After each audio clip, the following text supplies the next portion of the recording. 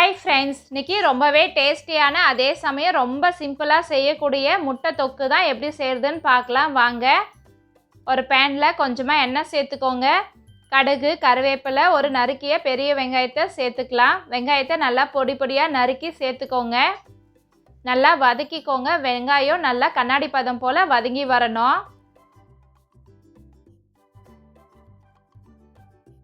வெங்காயத்தை நல்லா பொடி பொடியாக நறுக்கி சேர்த்துக்கிட்டோம்னா நமக்கு வதங்கிறதுக்கு ரொம்ப ஈஸியாக இருக்கும், சீக்கிரமாகவும் வதங்கிடும்.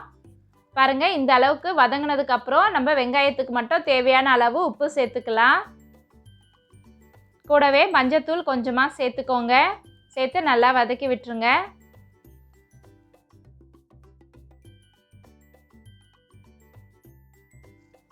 உங்கள் காரத்துக்கு ஏற்ப மிளகாத்தூளை சேர்த்துக்கோங்க. நான் இன்றைக்கி குழம்பு மிளகாத்தூள் தான் சேர்க்க போகிறேன்.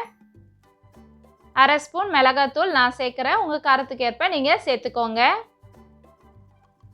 மிளகாத்தூள் சேர்த்து நல்லா வதக்கிக்கலாம். பச்சை வாசம் போகிற வரைக்கும் வதக்கிட்டு கொஞ்சமாக தண்ணி சேர்த்துக்கோங்க. ஒரு 1/4 டம்ளர் அளவு தண்ணி சேர்த்துக்கோங்க.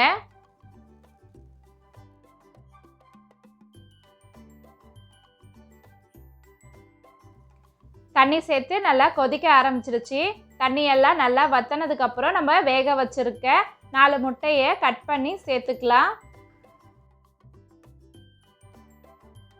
முட்டையை இந்த மாதிரி நீல வாக்கில் கட் பண்ணி சேர்த்துக்கோங்க. மசாலாலாம் நல்லா மிக்ஸ் ஆகி சூப்பராக இருக்கும் சாப்பிட்றதுக்கு. மசாலா 2 பக்கமும் நல்லா வர மாதிரி நல்லா பெரட்டி விட்டுக்கோங்க. பாருங்கள், எல்லா பக்கமும் நல்லா மிக்ஸ் பண்ணி விட்டுருங்க.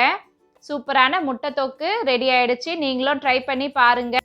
வெரைட்டி ரைஸோடு சேர்த்து சாப்பிட்றப்போ ரொம்ப நல்லாயிருக்கும். தனியாக சாதத்தோடு சேர்த்து சாப்பிட்றப்போ ரொம்ப நல்லாயிருக்கும். நீங்களும் ட்ரை பண்ணி பார்த்துட்டு எப்படி இருக்குன்னு கமெண்ட்டில் சொல்லுங்கள். இந்த வீடியோ உங்களுக்கு பிடிச்சிருந்தால் லைக் பண்ணுங்கள், ஷேர் பண்ணுங்கள், கமெண்ட் பண்ணுங்கள். மறக்காமல் சப்ஸ்கிரைப் பண்ணுங்கள். By by, thank you. நெக்ஸ்ட் வீடியோவில் பார்க்கலாம்.